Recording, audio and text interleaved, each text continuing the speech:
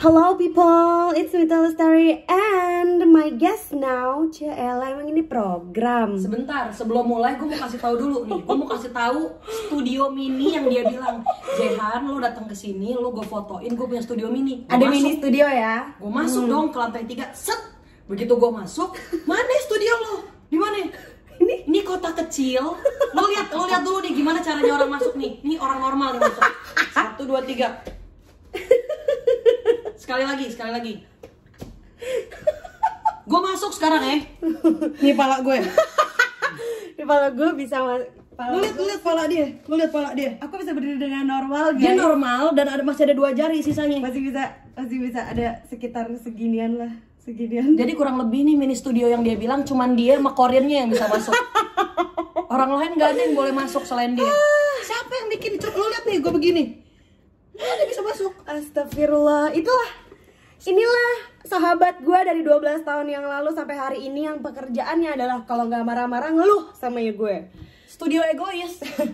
Perkenalkan, namanya dia adalah Ibu Jehan Siena. Kalian bisa panggil dia Jehan. Itu Jehan Siena tuh nama dulu dari Om Ben. Namanya Jehan Albert Fauzi, di KTP gue begitu. Ya udah kan nama panggung lo Jehan Siena. Wis panggung. Tapi apa gara-gara nama itu lo jadi nggak jadi apa-apa lagi? Bangke. Kan gue kan ini jadi ibu rumah tangga. Oh iya dong. Pengabdi. Oh iya. Itu pilihan hidup lo ya. Jadi bukan salah nama panggung lo ya. Pilihan hidupku yang salah. Oke, so guys, selamat datang di acara bincang-bincang Kan? yang kita nggak tahu nih arah tujuannya kemana ya. Tapi kita cuma mau bikin ini supaya kalian ada kesempatan untuk, kalau yang sedih mungkin bisa ngedenger obrolan kita yang nggak ada juntrungannya ini. Jadi yang sedih jadi makin sedih gitu ya. Yang sedih jadi makin sedih, yang nggak berilmu jadi makin nggak berilmu gitu ya, karena nggak ada Anfaedah. Jadi kayak ini tuh adalah obrolan paling nggak faedah sedunia. Tapi kayak gue pingin ngasih tahu kalian bahwa orang di sebelah gue ini adalah salah satu dari teman gue yang tidak pernah mundur untuk menjadi teman gue. Gue punya banyak acquaintance, tapi untuk yang namanya teman-teman sih gue agak bukan gue yang pilih-pilih, tapi akhirnya terfilter sendiri sama dunia gitu. Jadi kayak orang-orang yang emang tahan aja gitu loh sama ke-annoyingan gue. Lo ngerti kan tahan, definisi tahan ya. Kejepit, kehimpit, tahan. Gitu. Jadi kayak gue ada beberapa temen yang emang temenannya tuh lama banget. Jadi rata-rata kita 12 tahun ya. Kita 12 tahun dari 2007. Enggak, 13 berarti ya, 2020 sekarang. 13 tahun. 13 tahun kita temenan dan masih tahan sampai sekarang. Dia selalu ada di setiap, nggak tahan juga tahanin. Dia practically selalu ada di setiap momen hidup gue, dan gue pun selalu ada practically dari setiap kehidupannya dia, dari yang happy, nggak happy, mulai dari aku nggak punya hati sampai aku cuma punya hati, sampai heartless lagi gitu. Sampai dia yang tahu ternyata aku cuma punya hati itu korbannya siapa, dia yang tahu ya. Siapa pelakunya juga dia yang tahu, nggak usah dibuka di sini. Terus udah kayak begitu. Seingat gue tuh lagi nggak salah-salah amat. Seingat gue. Kayaknya itu lagu, gue pelakunya. Nah itu dia masalah. Korbannya si laki-laki itu. Lu balik kesannya namanya lu juga adalah korban ya. Kayaknya gue tipikal perempuan. Wanita pada umumnya selalu ngerasa jadi korban gitu gue loh. mau pengen banget putus, tapi nggak pengen putusnya salah gue. Gimana tuh caranya tuh? Gue carilah kesalahannya ya kan. Gue bikin lagu. Tapi kan at least kan dia yang salah ujung-ujungnya. Lo bikin enggak supaya dong. Dia terlihat salah. Oh enggak dong, kan lo tahu terakhir kita salah kan akhirnya gue balikan, gue minta maaf kan. Oh sportif. Gue sportif. Jadi gue minta maaf, akhirnya kita balikan. Kita masih tahan sekitar 6 bulanan. Setelah itu akhirnya kan dia yang bikin kesalahan kan. Dan bener-bener itulah akhirnya cerita aku cuma punya hati itu adalah si proses 6 bulan itu. Berarti tahukah Anda ada hubungan sebab dan akibat? Ya, jangan pernah menzolimi laki-laki. Karena laki-laki kalau misalnya udah merasa terzolimi, pembalasannya lebih pahit guys. Oke, so gue di sini mau bercerita tentang gimana gue sama Jehan bisa ketemu dan akhirnya bersahabat 12 tahun. Nanti mungkin gue akan ngundang teman-teman gue yang lain gitu ya, atau mungkin sama dia aja ngobrolnya mungkin aja gitu. Nah, jadi pertama kali waktu gue ketemu sama Jehan itu adalah ketidaksengajaan project. Jadi gue waktu baru selesai Mamma Mia, gue masih terkenalnya kan itu ya. Jadi dapat banyak project. Salah satunya adalah FTV. Nah FTV ini tayangnya di Indosiar waktu itu, kalau misalnya kalian masih ingat, judulnya One Man for Love. One Man for Love, bukan? Ya One Man for Love ya? Iya One Man for Love. Love-nya tulisannya love. Oh ya One Man for Love. Jadi kayak berceritanya tentang satu laki-laki dicintai Dikelilingi oleh 4 dan dia macarin 4 cewek sekaligus. Ngeri. Satu laki-laki macarin 4 cowok. Udah belok salah lagi. Itu nggak mungkin ada di Indosiar kecuali kalau itu Hidayah. Jadi kayak satu cowok dicintai sama 4 cewek. Nah salah satu 4 ceweknya ini bintang utamanya adalah gue, karena waktu itu kan ini emang project buat gue kan. Terus akhirnya dia supporting actress, ya emang dia cocoknya jadi supporting actress. Anyway, terus dia ada juga Mbak Riana Dea ya waktu itu ya, sama satu lagi siapa ya? Riana Dea, Kamalia. Iya, Kamalia. Ya yang mukanya kayak agak Arab sedikit itu ya. Nah, jadi itulah 4 cewek itu gitu. Jadi gue pertama kali ketemu sama Jehan di situ di project. Pakai cocok lagi. One Man for Love. Nah entah kenapa dari 4 cewek-cewek ini yang akhirnya sebenarnya kita semua berteman ya di lokasi syuting. Tapi entah kenapa gue sama dia tuh paling cocok, mungkin karena waktu itu kita seumuran juga ya. Beda setahun lah mudaan gue. Cuman beda, nggak mungkin. Beda setahun. Gue lebih muda 1 tahun daripada Jehan. Dan yang membuat kita lebih cocok lagi tuh adalah karena kita keturunan Arab, sama-sama Arab gitu kan. Terus akhirnya kita jadi nyambung lah. Satu lagi sih yang bikin cocok. Apa? Dia ikut campur sama masalah hidup gue. Yang mana ya? Campur sama masalah hidup gue. Yang mana ya? Ada, jadi pemeran cowoknya waktu itu ceritanya datang ke lokasi bawa temennya Bening. Kebetulan temannya Bening, tipe-tipe dia lah pokoknya. Temannya Bening datang terus, tapi kan supaya ikut terus di teman ini. Karena dia lagi ngejar salah satu dari kita yang kita masih belum tahu siapa kan waktu itu. Tepe lah semuanya kan. Terus habis itu bawa BMW cuy. anak setan. Udah pening bawa BMW. Dia Bening, terus habis itu bibirnya merah. Pas kita lihat, Tipe aku banget. ini laki kayaknya minum Fanta nih tiap menit. Oke, terus habis itu ternyata itu laki TP sama gue. Kuntil dia kelepas. Ntar dulu. Kan? Nah, ternyata dia mau deketin gue nih ceritanya nih. Padahal gue gue yang berasa suka duluan. Punya pacar setan waktu itu. Plus gue juga masih punya pacar. Nah, akhirnya lah gue nggak terima lah kan, kayak tapi gue udah suka gitu. Jadi gue ngerasa gue selingkuh hati gitu loh sama itu laki. sama si laki ini. Jadi kayak meskipun gue nggak punya affair sama laki-laki ini, tapi gue ngerasa kayak kayaknya gue sudah menduakan pacar gue yang baik hati ini, baik gitu hati, kan, yang nemenin nginep apa namanya kan di lokasi kalau misalnya sampai pagi dia nginep lah di mobil itu kan nungguin lo. Iya sih, jadi pacar gue ini tuh dulu baik banget ya, sampai kayak antara baik sama bahlul bedanya tipis. Nah dia baik dan bahlul juga karena percaya sama wanita kayak gue gitu ya. Itu kesalahan dalam hidupnya tuh. Gue yakin dia abis gitu nulis diary tengkurap di tempat tidur. Bodohnya diriku. Nah jadi kayak waktu itu pacar gue tuh cinta banget sama gue ngerasanya gitu ya. Karena setiap pas gue lagi syuting itu gue dianterin sama dia bolak-balik gitu ya. Ketika bapak ibu gue nggak bisa nganterin, dia yang jemput, dia yang anter. Di tengah-tengah seminggu kita syuting, datanglah ini godaan ya kan, dengan bentuknya laki-laki idaman gue gitu secara tipe. Padahal gantengan pacar gue jauh ya cuy. Cover boy waktu itu di juara 1. Beda gini, pacar lo pada saat itu Indonesia arahnya. Kalau ini agak internasional. Lah, gak dong, pacar gue waktu itu setengah Maroko, gila. ya udah Maroko deh. Tapi yang ini beningnya internasionalnya kayak karena Pakistan kan. Iya, Pakistan kayak Pakistan agak sedikit bule, agak sedikit Pakistan gitu. Iya, pokoknya dia lebih putih lah gitu. Karena pacar gue juga dulu kan waktu itu agak tidak memperhatikan penampilan gitu loh. Jadi kalau si cowok yang ini tuh dandy banget, dan gue tuh suka banget sama cowok dandy parah, ya kan. Nah akhirnya lah gue sampai ke dalam satu decision dimana gue yang kayak, Jeh, gue suka nih sama cowok ini, gue mau putusin pacar gue aja. Dia lah bertanya, goblok, kenapa lah kau putuskan itu pacarmu yang nggak salah apa-apa. Betul kan? Untuk orang yang tak suka sama kau, dia sukanya sama aku. Gimana lah kau ini Mita? Nah, gitu. Heran dia itu orang deketin gue, habis itu dia mutusin pacarnya. Korelasinya ngerti nggak? Ada cowok lagi deketin temen gue, terus gue putusin pacar gue, kan sarap. Apa urusannya? Tapi dia sportif, Jadi misalnya nih kayak waktu itu kita lagi kayak break makan siang gitu ya.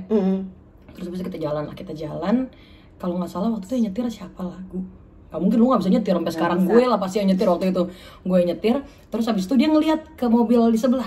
Cuy, terus itu gitu kan. Lucu banget. Jadi sebenarnya ini tipe kita berdua, tapi gue nggak suka kalau kelihatan banget tuh laki suka sama gue. Berarti lo juga suka sama dia kan? Enggak, jadi gini, dia tipe gue. Oh, tapi lo nggak suka sama dia. Tapi gue nggak suka kalau misalnya dia terlalu kelihatan kayak kecintaan. Jadi gue suka yang susah gitu loh. Iya, sama sih kayak gue juga kayak begitu. Nah terus akhirnya pacar gue ini tuh di lokasi syuting itu bener-bener yang masih pada saat itu gue udah putus nih sama mantan pacar gue yang ini, sama pacar gue kan. Tapi si pacar gue ini tuh masih kayak baik banget sama gue. Dan waktu itu ada satu hari dimana bertepatan sama ulang tahun gue kan, yang ke-17. Terus lagi lucu-lucunya tuh. Terus udah kayak begitu, gue tuh dari itu tuh kalau nggak salah udah masuk ke 2 tahun gue pacaran sama dia.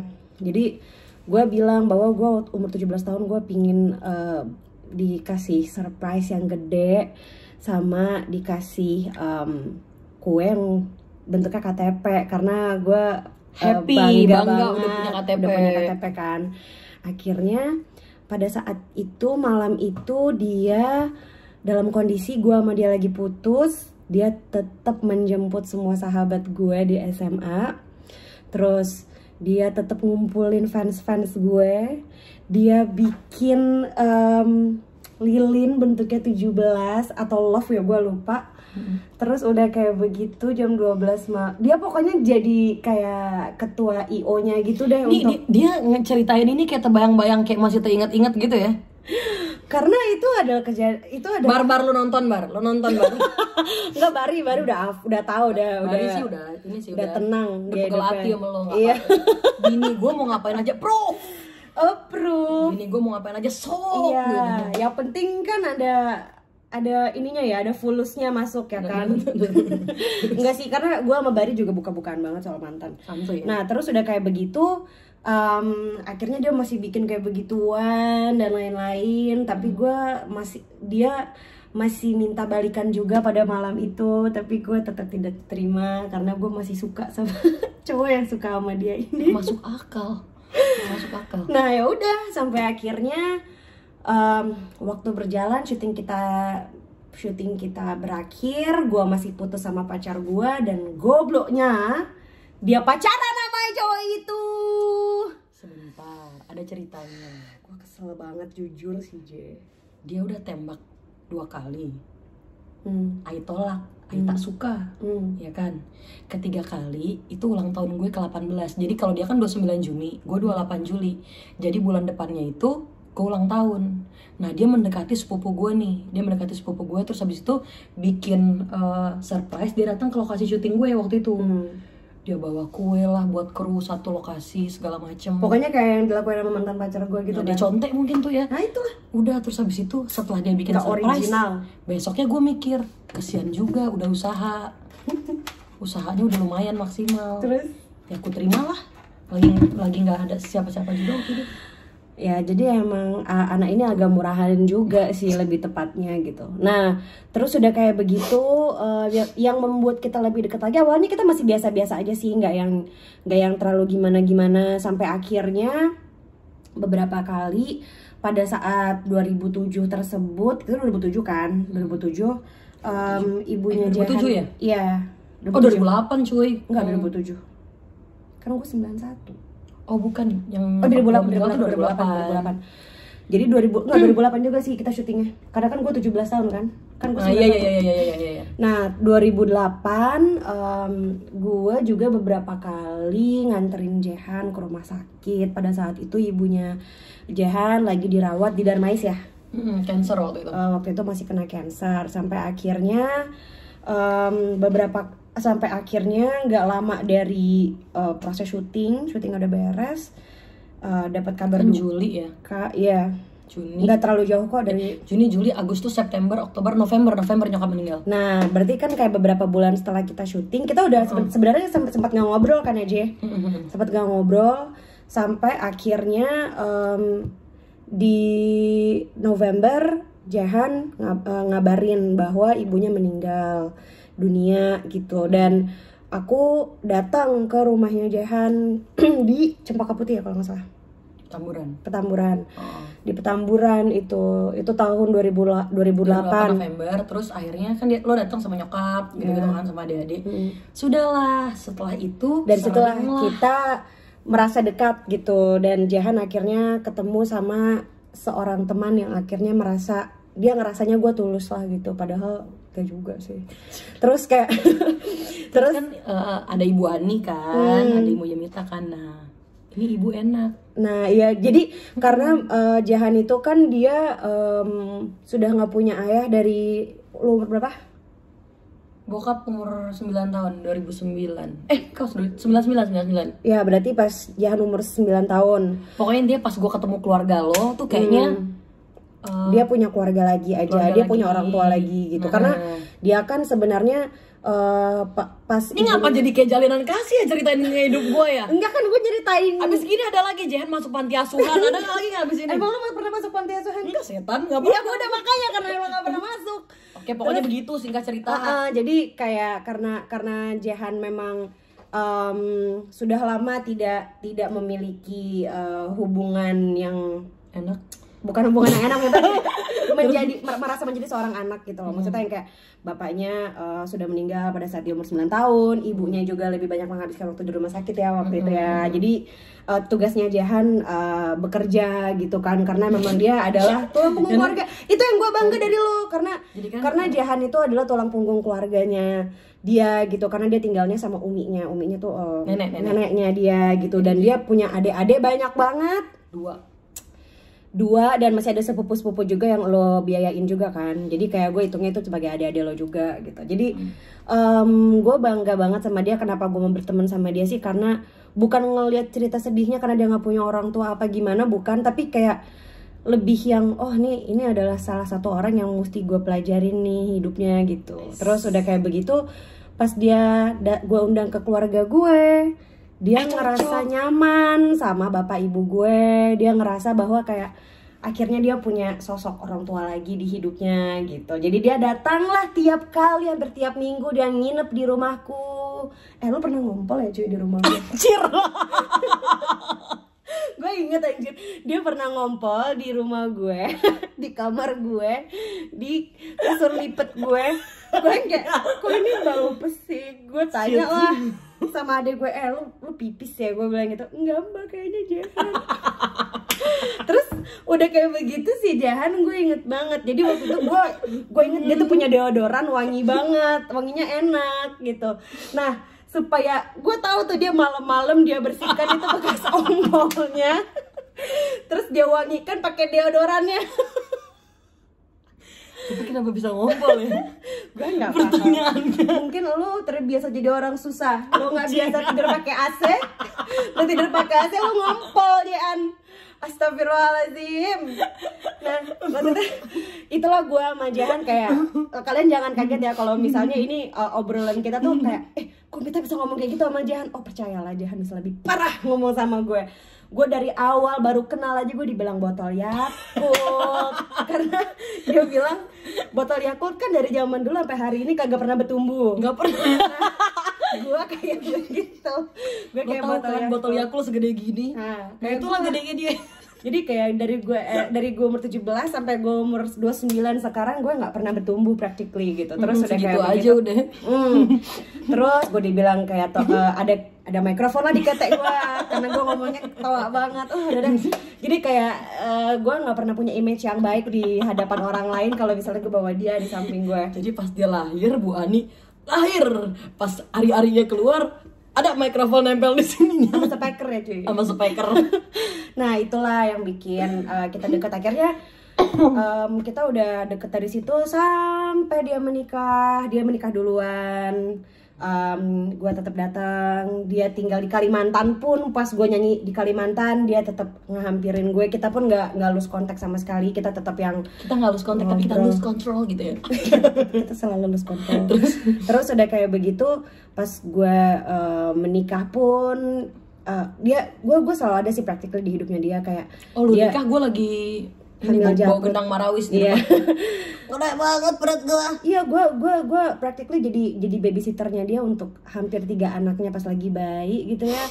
Kecuali Raes, karena gue ketemu Raes pas dia udah umur 2 tahun atau 3 tahun kalau nggak salah. 4 Mika 2 tahun soalnya. Iya, ketemu Raes sama Mika ketemu 4 sampai 2 tahun. Terus sama Japlut gitu. Terus nginep di tempat gue sampai akhirnya ada kabar yang tidak mengenakan juga dari Jehan terjadi. Gue juga ada di situ. Banyak juga kabar nggak mengenakan dari gue. Iya gitu. Jadi kayak kebetulan Jehan tuh sudah tidak bersama siapa-siapa lagi sekarang dan gue ada di situ. Dan mohon maaf nih, temanya nyari jodoh apa bagaimana nih? Oh enggak, kasih tahu semuanya. Gue ngasih tahu aja bahwa kayak gue selalu ada di hidup lo di saat susah maupun senang ya kan. Itulah maksudnya kenapa kita bisa temenan lama. Terus gue juga pas gue nikah dia datang, pas gue hamil juga dia ada, pas gue melahirkan dia nggak bisa datang karena di mana ya? KL ya? Ya di KL. Padahal dia janji dia mau jadi dula gue waktu itu. Di KL. Gimana? Gue kan harusnya kan Kan harusnya jadi dula gue kan. Tapi lu ini kan sesar akhirnya kan? Iya, tapi lu nggak datang karena lu lagi di KL. Iya benar. Tadinya dia mau nemenin gue selama proses kelahiran gitu. Karena kan gue kelahiran pertama. Karena kan kalau dula harus sabar ngadepinnya. Nah, salah satu yang sabar ngadepin dia gue yang sanggup sama mak gue. Terus kayak ada beberapa kejadian nggak mengenakan di hidup gue juga. Gue ceritanya paling percaya sama dia sih karena nggak bakalan keluar juga ke orang gitu. Terus kalau seandainya gue lagi ada di dalam posisi-posisi yang sulit juga gue ngomongin sama dia gitu. Pun kayak meskipun gue nggak pernah minjem duit ya sama dia ya, kayak dia pun nggak pernah minjem duit sama gue. Jadi kita tuh senengnya adalah kita selalu bertemu di saat kondisi yang sulit, tapi kita nggak pernah nyusahin satu sama lain gitu. Malah kita ya ngasih makanan, terus udah gitu kayak kirim-kiriman makanan.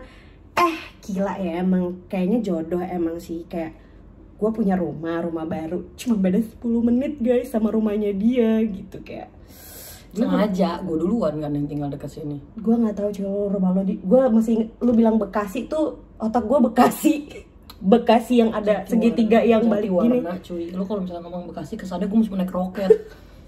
Iya, jadi masih masuk Bekasi. Cibubur pun ada yang masuk Bekasi kok. Okay. Ya kan? Gitu. Jadi itulah kenapa akhirnya gue masih berteman sama dia sampai 12 tahun ini gitu. Nah, rencananya guys, aku sama Jehan akan membuat project podcast vlog di YouTube channel aku. Yang konsepnya belum bisa kita kasih tahu. Tapi pasti bakalan seru karena kita berdua kan kalau ngomong kayak nggak ada arah tujuannya ya. Ya kan? Nah, podcast vlog ini kita akan mendatangkan bintang tamu supaya kita nggak terlalu banyak ngalor ngidul. Supaya nggak terlalu bacot. Supaya nggak terlalu bacot. Jadi biar aja sih bintang tamunya yang bacot. Gitu. Jadi lu mau ngomong apa? Kayak lu masa gue terus yang ngomong? Gue ngomong dari tadi kan tahu lu lebih bacot soalnya. Ya, jadi begitulah. Jadi kayak menurut gue pertemanan ini tuh yang namanya berteman itu bukan cuman say hi, nongkrong di coffee shop atau dan lain-lain, tapi kayak pertemanan buat gue tuh lebih dalam sih daripada itu. Makanya teman-teman yang gue anggap teman banget tuh adalah orang-orang yang selalu ada di saat ups and downs gue gitu. Kayak contohnya salah satunya Jehan. Gue juga punya teman sahabat itu adalah kayak Jehan, Along, terus Along sekarang jadi manajer gue, gila kan? Yang kayak gitu tuh jadi jodoh. Terus kita kayak sekarang mau kerja bareng lagi buat podcast ini kan, gue sama Jehan, sama Along dia jadi manajer gue sekarang, kayak manajer yang hampir paling lama setelah gue indie. Terus udah kayak begitu karena it takes a very special person to take care of me gitu. Kalau misalnya ada beberapa orang yang pernah megang gue dan mereka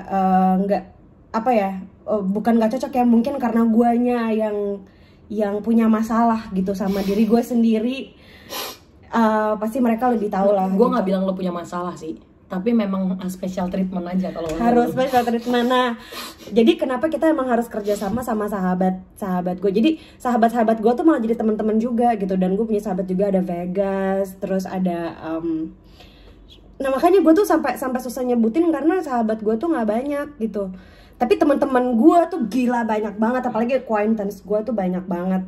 Ada Damian, ada Neala, ada Q, ada gitu. Ya kayak mereka my close friends gitu, kayak banyak lah pokoknya. Cuman kalau yang emang gue ceritain semua pengalaman sedih-sedih gue, kalau gue pengen nangis gue pilih-pilih sih, paling kalau nggak sama Jehan, sama Along, atau sama Vegas gitu. Vegas juga kesian banget cuy. Dia pernah tiap pagi gue donter buat sarapan cuman buat dengerin cerita gue doang. Tapi tuh orang hebat banget. Si Jehan juga kalau setiap gue suruh datang ke sini karena gue ada masalah, gue males datang ke tempatnya dia, jadi gue suruh.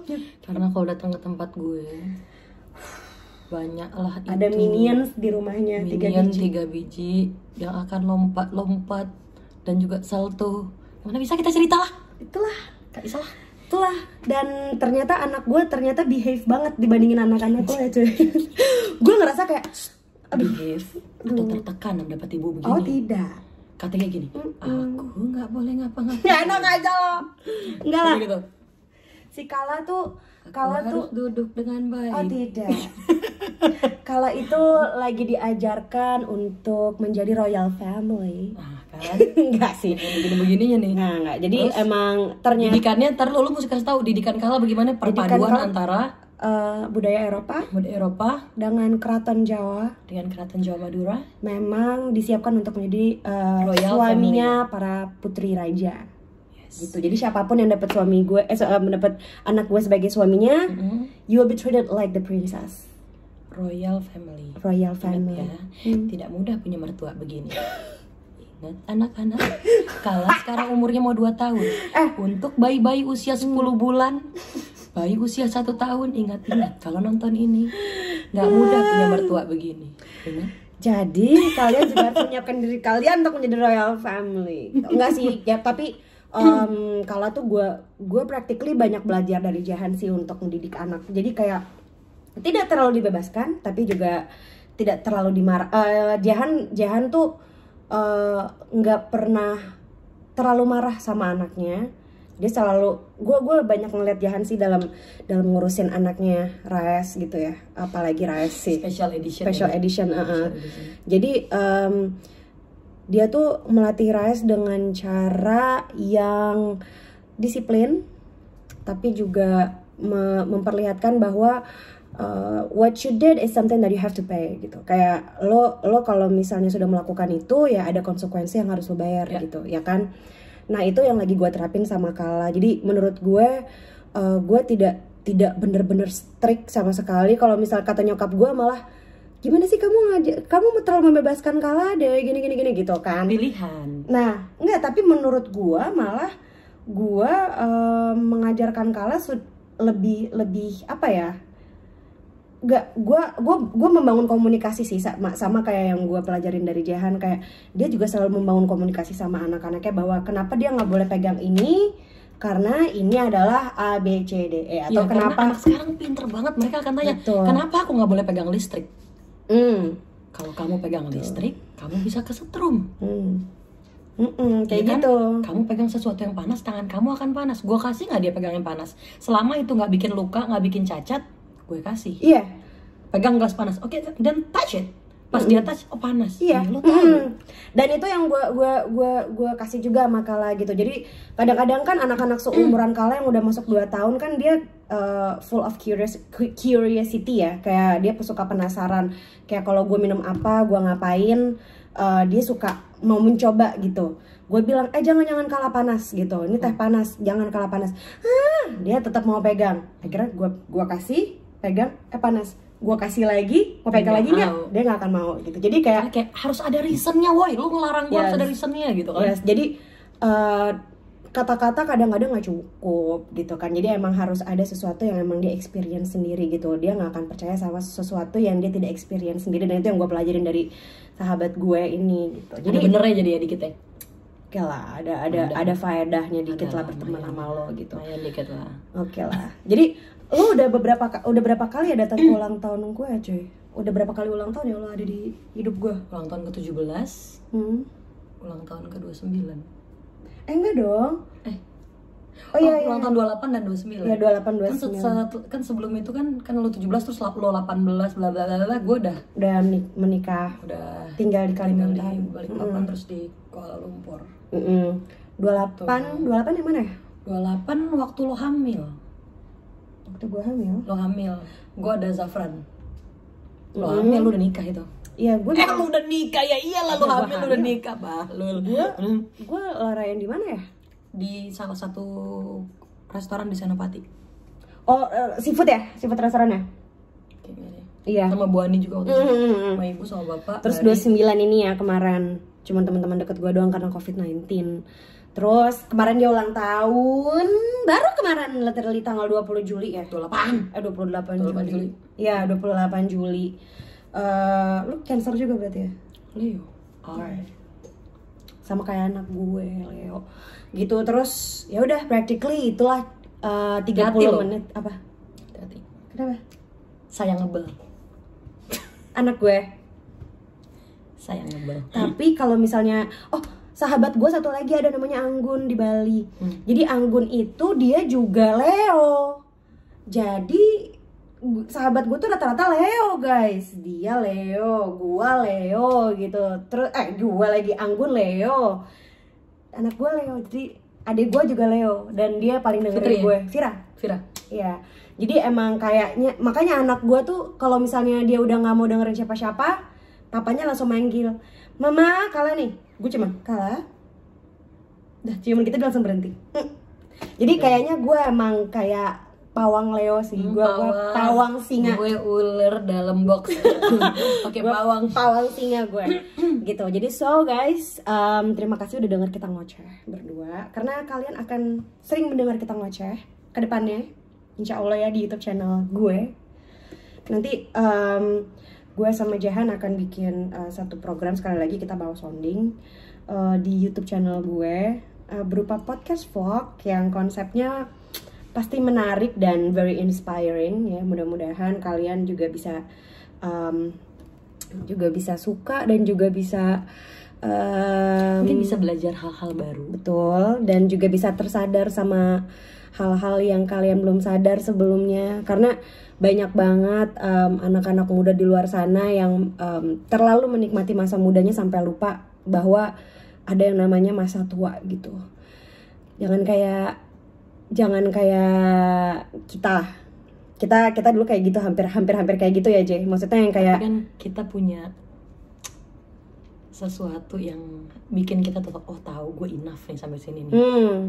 Gitu. Jadi karena kita berdua tipenya dominan cuy. Satu dominan dan yang kedua kita boros. Jadi kayak kita kerja, kita umur 16 tahun. Lu juga mulai dari belasan kan. 16 nah iya, kayak gue juga mulai dari 16, gue jadi penyanyi, dia jadi bintang sinetron, jadi actress. Kita mulai dari 16 tahun kita udah cari uang sendiri. Pas udah cari uang sendiri, mungkin bedanya gue sama Jahan adalah dia harus berbagi sedikit dengan keluarganya karena dia ada tulang punggung keluarga. Tapi kalau gue masih bisa yang foya gitu ya. restoran besar mana di Indonesia Raya ini yang belum gue datengin gitu. Ini yang gue suka sama dia nih, sombong. Sombong itu harus. Tapi dilihat dari mana dulu. Kalau dilihat dari positifnya itu memotivasi. Ya. Enggak juga sih, sombong udah pasti salah. Nah, terus udah gitu ya udah, maksudnya menurut gue si Jehan juga beberapa saat pernah ada di situasi dimana gue bilang, apa sih Jeh lo beli-beli mulu gitu, kayak tiba-tiba cincin berliannya ada 9 biji di tangannya, dia pakai gue tesi kali 9 biji di sini. dia pakai apa? Tolong dong. Pusing banget ya gitu. Tapi ya pastilah kita pernah melewati masa muda yang menurut kita cukup lah gitu, kita menjadi anak muda yang boros gitu ya, anak muda yang oke, gue udah senang nih sama penyanyi you gue. need to know when you need to stop gitu. Iya. Jadi kayak gue ngerasa gue udah punya pekerjaan waktu itu sebagai penyanyi, dia pun ngerasa dia udah punya pekerjaan sebagai aktris. Tapi kan kita nggak ada yang tahu ya, kayak apakah profesi itu akan long lasting atau enggak gitu. Kayak penyanyi, alhamdulillah bisa menjadi pekerjaan utama gue sampai saat ini. Tapi lu lihat nih, kita ketika pandemi kayak begini, dan pada saat waktu itu gue lagi jatuhnya, lagi bener-bener nggak ada project apapun, dan gue nggak punya backup gitu. Jadi kayak emang kalau lo mau mulai usaha atau mulai apapun itu jangan nunggu tua. Jangan nunggu bangkrut. Jangan nunggu nggak punya apa-apa. Jujur Lo harus mulai pada saat lo masih sehat, pada saat umur lo masih muda, lo masih banyak waktu, dan lo masih punya simpenan. Ya, jujur. Karena apa, lu running bisnis juga lo tetap harus punya backup. Benar, bikin bisnis lo grow. Betul. Karena namanya membangun bisnis itu kan takes time ya. Kayak bukan yang cuma sebulan 2 bulan jadi gitu, enggak mungkin. Bisnis besar yang ada sekarang, bisnis sukses yang ada sekarang itu tuh dimulainya mungkin dari berapa tahun yang lalu gitu, baru merasakan buahnya sekarang gitu. Jadi ada baiknya kita mau bikin satu podcast yang kita kasih clue aja lah dikit. Kita kasih clue dikit, podcast kita tuh, podcast vlog kita adalah tentang orang-orang muda yang sangat menginspirasi kita berdua. Deskripsinya kurang lebih success under 30. Iya. Jadi mereka sudah sukses di bawah umur 30. Sukses di sini bukan berarti nggak cuma secara materi ya. Iya, bukan dia punya 1 miliar 2 miliar di account banknya gitu, bukan. Tapi kayak dia sudah sukses, sadar bahwa yang namanya dunia itu sesuatu yang harus dia compete gitu. Maksudnya yang kayak dia harus compete melawan dunia. Jangan sampai dia kalah sama situasi dan kondisi gitu. Orang-orang di bawah 30 yang sudah berani untuk, yang tadi lo bilang, berani untuk crack from the shells. Kayak dia bisa lepas dari cangkangnya lah gitu. Kayak telur terus dia menetas. Aduh, susah banget bahasa Indonesianya. Nah, terus udah kayak begitu, kurang lebih kita akan bikin podcast kayak begitu sih ke depannya. So I cannot wait for you guys to watch us, dan beberapa bintang tamu lainnya yang akan kita undang yang sudah pasti melalui seleksi yang sangat ketat. Masuk ABRI kali ya. Seleksi yang sangat ketat dari kita ya, karena kan pengennya tuh yang datang yang beneran bisa menginspirasi kalian pada saat nonton. Pastinya. Jadi nggak cuman gue nonton nih, iya bercanda, lucu, terus apa gitu kan. Jadi pengennya pada saat kalian nonton tuh kalian jadi dapat sesuatu, dapat value-nya dari tontonan itu dong, gitu. Dan message-nya jangan cuman buang kuota. Buat gue kayak kalian nonton YouTube itu kan pakai kuota ya, maksudnya jangan sampai kalian nggak dapat apa-apa dari situ sih. Kita mau bikin podcast vlog ini aja, kita udah berapa lama ya ngobrolnya, kayak kita rubah-rubah konsepnya dan lain-lain, sampai akhirnya kita dapat media partner, sampai akhirnya kita dapat konsep yang matang. Terus kita juga cari-cari bintang tamunya yang emang untuk beberapa episode pertama kita jadi bintang tamunya yang emang paling suitable sama konsepnya. Mungkin kedepannya kalian juga bisa ngasih tahu kita siapa aja orang-orang di sekitar kalian yang mungkin kita nggak pernah tahu atau ini mungkin nggak harus belum artis ya, terekspos. nggak harus public figure, nggak harus. Jadi kalau menurut kita masih banyak orang-orang yang belum terekspos sama media, yang sukses di bawah umur 30 tahun, dan kita pingin banget tahu cerita suksesnya. karena pasti bisa menginspirasi yang nonton. Satu, bisa menginspirasi yang nonton, dan yang kedua bisa menambah ilmu kita juga dan menambah ilmunya kalian juga. Dan kalau misalnya kalian lagi memulai bisnis atau memulai pekerjaan apapun itu, siapa tahu pada saat nonton podcast kita jadi kayak punya ide, wah gue harusnya gini. Oh iya juga ya, mungkin step ini nih yang harus gue ambil. Ya gitu. kan kadang-kadang kayak kalau misalnya kalian lagi ngejalanin sesuatu, ada saatnya kalian fatigue gitu ya, ada titik jenuh gitu ya. Nah berarti kayak mungkin ada beberapa step atau ada satu atau dua step yang kalian kelewatan. Mungkin dari nonton podcast kita nanti, dan dari ngedenger cerita suksesnya orang-orang yang di bawah 30 tahun ini, mungkin kalian bisa tersadar, oh iya nih kayak step ini yang susah. Kenapa kita milihnya sukses under 30 gitu? Karena buat gue anak-anak muda yang di bawah 30 tahun yang sudah memulai bisnisnya sendiri, yang sudah sadar sama pentingnya untuk melawan dunia, itu pasti melakukan sesuatu cara yang di luar normal, di luar kotak nyaman, di luar comfort zone gitu. Nah itulah yang gue pingin cari tahu juga sebagai individu ya, mungkin Jahan juga, dan itu juga yang pingin kita bagi sama kalian semua nantinya. Karena kebetulan yang bikin kepikiran untuk bikin podcast ini pertama kali adalah kita punya banyak banget temen. Ya. Banyak banget temen dan yang muda-muda.